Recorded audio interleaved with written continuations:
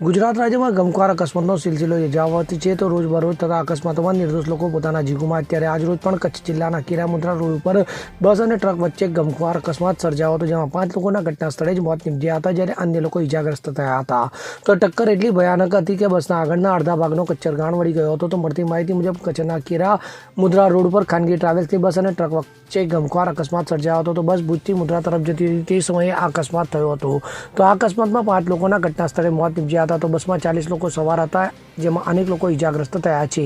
તો એમ્બ્યુલન્સ દ્વારા ઇજાગ્રસ્તોને સારવાર અર્થે હોસ્પિટલ ખાતે ખસેડવામાં આવ્યા હતા. તો આ બનાવમાં મૃત્યુઆંક વધવાની શક્યતા છે. તો ઉલ્લેખનીય છે કે કન્ટેનરને ઓવરટેક કરવા જતાં બસને ઝાંખા કડા પાસે અકસ્માત નડ્યો હતો, જેમાં કન્ટેનર સાથે ટકરાતા બસની આગળનો ભાગ આખો તૂટી જવા પામ્યો હતો અને રોડ ઉપર મૃતદેહોનો ઢગલો થઈ ગયો હતો. તો આ ઘટનાને પગલે ભારે અરેરાટી વ્યાપી જવા પામી હતી.